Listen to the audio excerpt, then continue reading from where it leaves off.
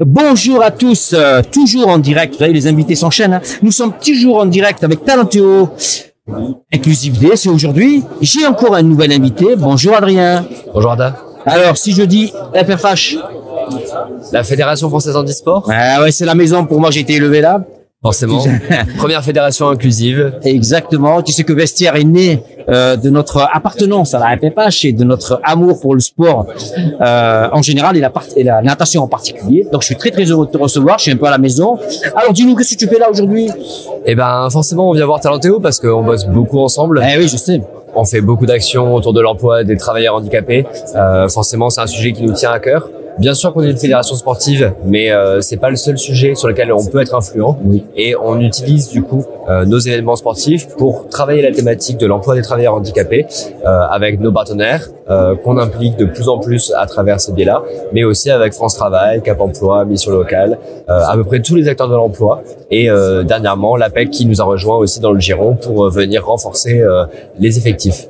Donc c'est au-delà du sport en fait. Bien sûr, c'est vraiment ce qu'on appelle plus que le sport. C'est-à-dire que on a une vocation qui est de faire de l'inclusion par le sport, de l'inclusion dans le sport, mais aussi de travailler tout ce qui est la citoyenneté en général, et donc pouvoir accompagner nos licenciés, mais aussi toutes les personnes dans leur quotidien, dans leur vie professionnelle. Donc on est vraiment dans l'inclusion absolue en fait. Finalement, c'est ça. Exactement. C'est vraiment la volonté de notre nouveau président Gaël Rivière de remettre l'inclusion au premier rang et d'arrêter, on va dire, de stigmatiser la fédération handisport comme étant uniquement une fédération d'handicap, mais de parler d'inclusion, y compris quitte à ramener de la mixité au sein de la fédération. Bien sûr.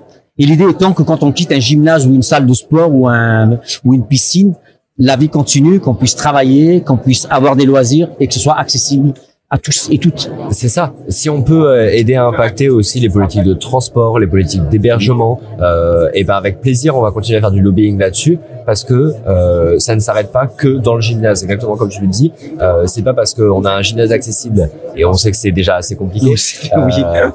Il faut encore s'y rendre au gymnase. Il faut encore avoir le temps de faire ça à côté de son emploi. Et donc tout l'accompagnement qu'on peut faire, on va essayer d'apporter notre aide. Donc c'est une évolution parce qu'on est très loin de l'image qu'on avait de cette petite fédération toute seule dans son coin, qu'avec des personnes handicapées et tout. Moi j'ai eu la chance de participer il y a pas longtemps. Après on parlera des Jeux paralympiques de 2024 bien évidemment. Sûr. Mais j'ai eu la chance de participer au championnat de France il y a pas très longtemps en tant qu'invité, je te rassure. Et l'évolution elle est extraordinaire. On est dans du professionnalisme absolu. On a des vrais athlètes, ça veut pas dire qu'avant c'était pas des vrais athlètes, mais ce que je veux dire c'est que on a finalement, on voit quasiment plus la différence avec les autres fédérations ou avec les valides quand on est dans l'eau. C'est ce qu'on essaie de faire. C'est vrai qu'il y a une vraie professionnalisation des événements. Donc moi, pour ma part, je suis responsable événementiel à la fédération. Donc c'est vraiment mon taf de bosser là-dessus.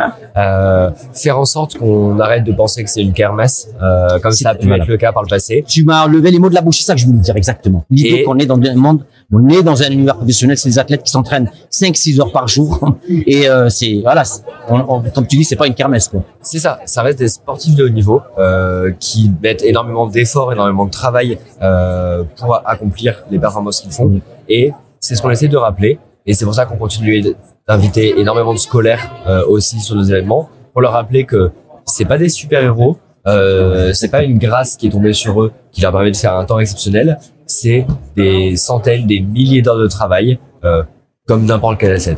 Alors c'est très intéressant ce que tu dis parce qu'effectivement il y avait eu cette petite polémique, je pense que c'était plus maladroit qu'autre chose, sur l'idée et le fait d'être des super-héros. Et moi je suis tout à fait d'accord avec toi. L'idée qu'on rejette ça, c'est parce que tu le vois, moi je l'ai vu aussi, mais c'est que c'est des gens qui se sacrifient un peu pour leur carrière quand même. Ils sacrifient beaucoup de choses pour leur carrière, leur vie de famille, leur vie professionnelle parfois.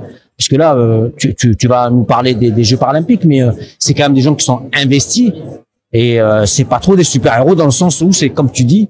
Je trouve que c'est une très belle définition. Ça leur tombe pas dessus. Ils sont allés le chercher, les médailles, ils sont allés les chercher. C'est ça. Et ils y sont depuis longtemps. Nous, on accompagne, on a un parcours jeune qui est vraiment de plus en plus développé. On les a vus grandir depuis leurs 10-12 ans dans le giron handisport. C'est des années de sacrifice. Ils ont mis leurs études en pause ou alors ils le font en parallèle. Ils ont mis leur travail et leur carrière de façon, tout est concerné et tout est mis en priorité autour de leur discipline. Absolument. On parle pas de leur vie de famille ou de leur vie sentimentale, ça c'est encore plus dur forcément suivant la discipline avec l'engagement, bien sûr, oui. Voilà, et ça va jouer aussi sur le rythme de vie, sur ce qu'ils vont manger, sur combien de temps ils vont dormir. Et oui, c'est des professionnels. Exactement. C'est un travail à plein temps. Et généralement, ils en ont un deuxième à côté. Oui. Donc notre rôle, c'est aussi justement de pouvoir les accompagner sur l'emploi, pour leur dire, eh ben voilà, ensemble, on est capable de vous mettre dans les meilleures dispositions. Vous n'êtes pas seul en fait, c'est ça l'idée, c'est dire que vous n'êtes pas seul. Ouais. Et est-ce que comme nous, enfin, t'es beaucoup plus jeune que moi, mais on a une évolution de la perception du handicap par cette génération qui s'est un peu affranchi de l'image qu'on avait, enfin moi en tout cas, tu vois, de cette idée d'être un peu plein, un peu bon. Et là, c'est des gens qui s'assument complètement. Nous, comme tu le sais, sur Vestiaire, on a eu la chance de faire inviter plusieurs athlètes qui sont d'ailleurs allés à Paris 2024, et on a vu que tous ces jeunes là, franchement, ils sont vraiment affranchis de la question et de l'image même du handicap. Je suis assez d'accord, c'est vrai que l'humour a fait beaucoup pour ça. Vestiaire au premier plan, mais on voit aujourd'hui les nouvelles vagues de comiques qui n'hésitent pas à le mettre en avant dans tous leurs spectacles, à aller interpeller les gens. Et c'est quelque chose qu'il n'y avait pas. En ça, il y a un vrai changement dans le regard parce que du fait qu'on ose en rire, du fait qu'on ose en parler, déjà, on a arrêté de l'invisibiliser. Ouais, on le banalise un peu, en fait, finalement. Et le fait de le banaliser, on n'a plus les mêmes réflexions qu'avant. Il y a encore 3 ans, quand je faisais les premières sensibilisations à la Fédé, j'entendais encore ah mais non, mais aller dans un fauteuil, ça porte malheur. Porter les béquilles d'un autre, ça porte malheur. Exactement, oui, c'est déjà vrai. Ce genre de réflexion, on l'a plus. Oui. Et c'est vrai que je l'ai plus entendu, mais c'est vrai, tu as raison. Mais oui. Et ça, déjà, c'est un premier pas. Après, par contre, on a aussi eu d'autres échos, c'est-à-dire c'est une vraie prise de conscience du grand public. Mais post-jeu, il y a eu des études qui ont montré que les gens se sentaient plus mal à l'aise qu'avant les jeux au sujet de certains types de handicap. Mais je pense que c'est quand même une bonne chose. Parce que ça veut dire qu'ils en ont pris conscience. Ils l'ont vu surtout. Ils l'ont vu, ils savent que ça existe, ils savent qu'ils ne sont pas à l'aise avec, et du coup maintenant ils peuvent commencer le travail de se dire, voilà, comment je me mets à l'aise moi à propos de ce type de profil, et forcément des personnalités comme Philippe Croison, des personnalités comme Théo Curin qui présente un jeu télé quand même, c'est extraordinaire. Exactement, tout ça, c'est en train de faire évoluer petit à petit les mentalités. Et alors, qui est intéressant aussi, c'est important que tu parles des Jeux paralympiques et de l'audience que ça a. Ben justement, tiens, comment la FFH a vécu ces Jeux, cet engouement. Moi, j'ai pu participer qu'à deux matchs. Je crois que c'était du CC Foot et du basket. Et j'étais sidéré de voir ça. C'était incroyable de voir ces stades pleins, ces gens qui couraient. Après, pour les jeux, pour le CC Foot, je crois qu'un quart d'heure après avoir ouvert l'accès aux places, il y avait plus de place du tout. Il y a plus de billets. Alors, comment vous avez vécu ça? C'est extraordinaire. C'est la confirmation de tout ce que tu dis depuis tout à l'heure, en fait. Pour nous, ça a été vraiment incroyable. L'aspect billetterie, c'est une chose, mais pour nous, on a vu un vrai engouement des Français. C'est ce que j'allais dire. Y compris devant la télé, y compris de la part des médias. Et ça a été vraiment quelque chose de formidable. C'est quelque chose sur lequel on travaille depuis 2 ans, nous, avec la ville de Paris, avec la région Île-de-France. On a travaillé énormément avec l'éducation nationale sur la mobilisation des scolaires, qui a rempli énormément de stades, et notamment les matinées, les séries, ce qui fait qu'on a eu des stades pleins, en continu, sur toutes les disciplines. Et ça a été vraiment un moment de bonheur. Je sais pas si tu as vu cette image du judoka aveugle, sourd, muet. Il était capable de nous dire, il parle du coup en signant dans la main, tout à fait, dans la main de son entraîneur, et il a été capable de nous dire que lui, il a vécu les jeux de façon incroyable parce qu'il sentait les vibrations, les vibrations et le tremblement de toute la salle autour de lui, et de me dire que voilà, il y a zéro limite, et ces jeux, ça a été les jeux sans limite. Extraordinaire. Il y a beaucoup eu le message une seule équipe avant les jeux. On l'a moins entendu pendant les jeux, je trouve. Ça a moins été mis en avant.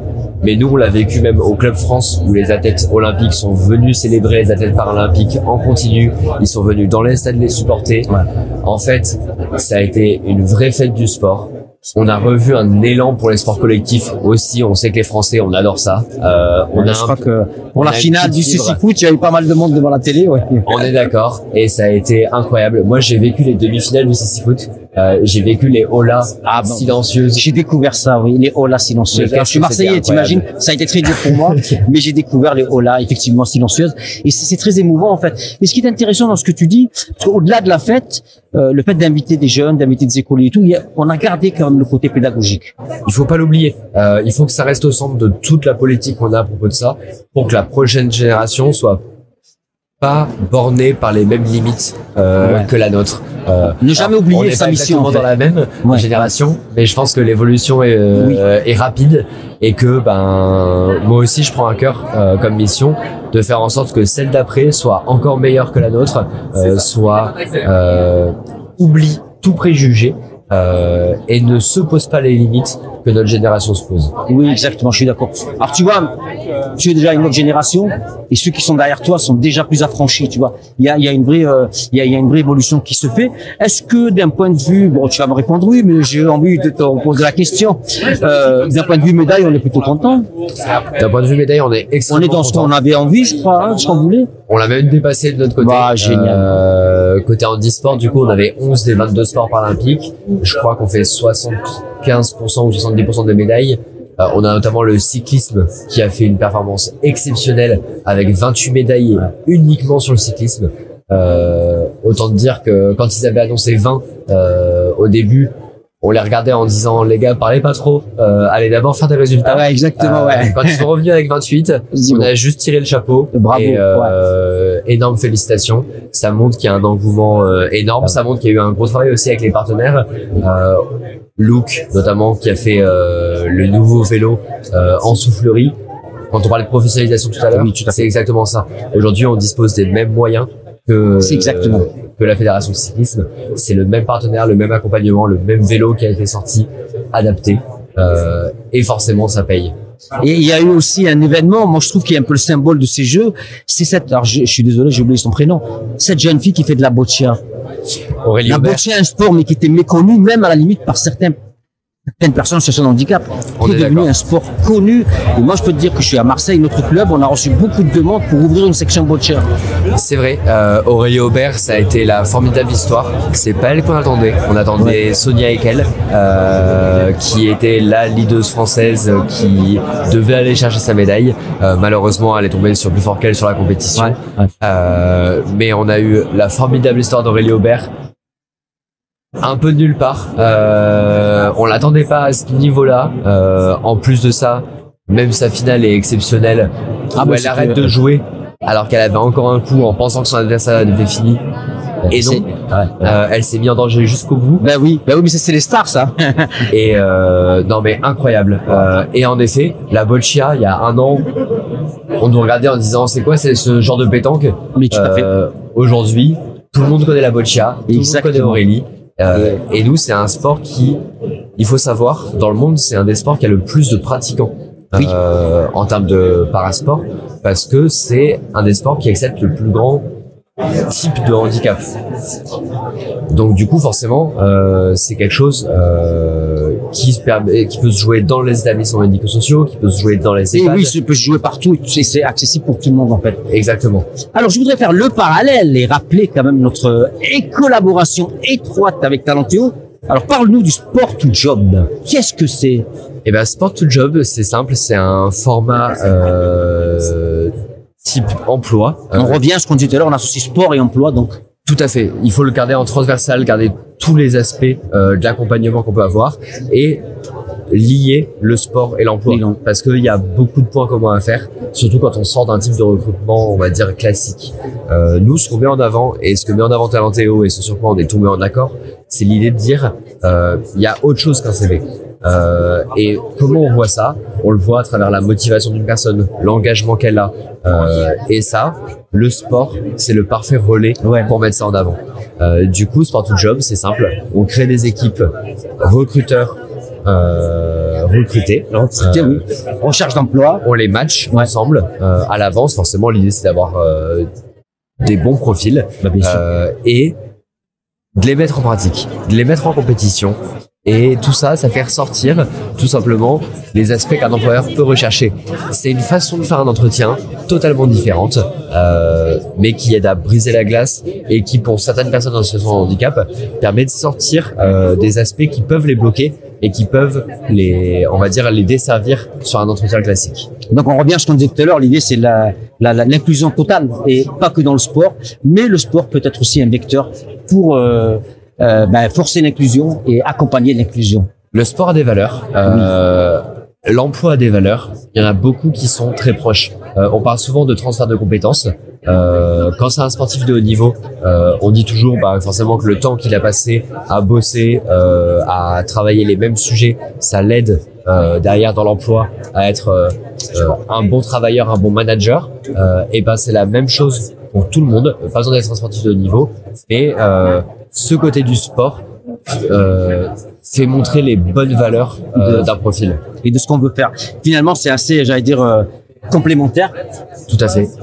Écoute, merci beaucoup d'être venu nous voir. On va enchaîner tout à l'heure. Il va y avoir un petit film justement de Sport to Job à Saint-Ouen.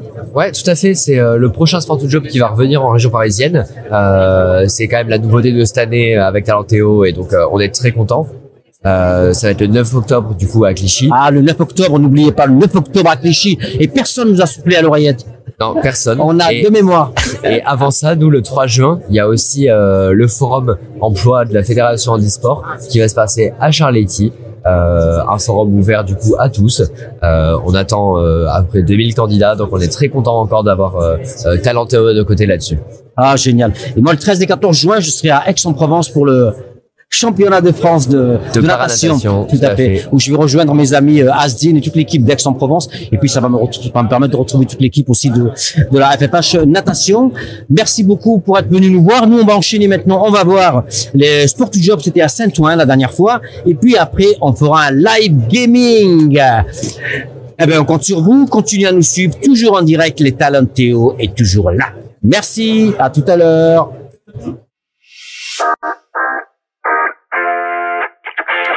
Bonjour, je suis Stéphane Rivière, fondateur de Talenteo et créateur du concept Sport to Job. Aujourd'hui, ici à Saint-Ouen au Stade Bauer, première édition francilienne, on a 12 équipes d'entreprises, on a une quarantaine de candidats. Allez, on y va.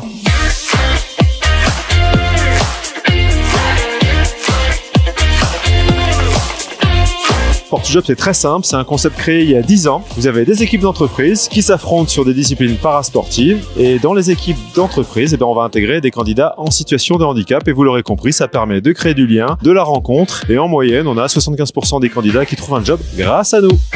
Aujourd'hui en activité, on a du basket fauteuil avec le handi basket de Saint-Ouen, le foot amputé avec l'équipe de France, et on a un parabiathlon animé par la Fédération Française Handisport qui est partenaire de l'événement aujourd'hui.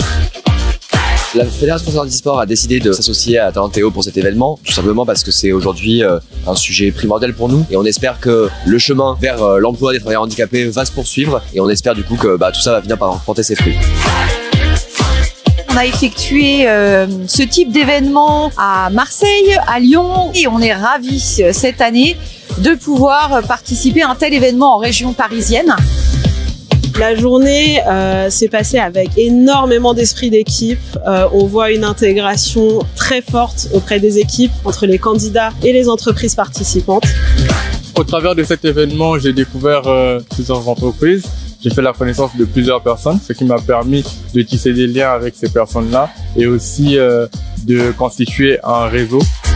Le sport est vraiment un outil nécessaire pour tout un tas de personnes, mais pour les personnes en situation de handicap encore plus. Il est important de prendre part à cet événement-là pour sensibiliser les entreprises au handicap et de voir qu'aujourd'hui on avance vraiment sur la question encore du sport et de l'emploi, une question aujourd'hui qui reste encore assez taboue.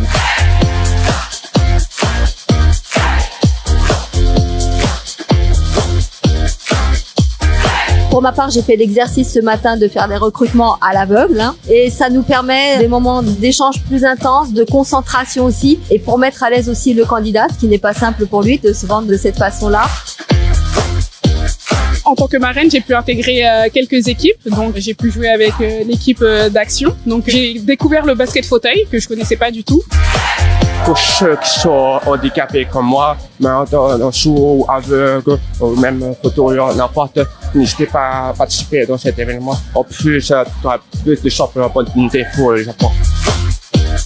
L'organisation, c'est vraiment réglé comme du papier à musique. Excellent, un plaisir d'être là en tout cas. En tout cas, on s'est très bien amusé et ça nous a permis vraiment de partager un très bon moment.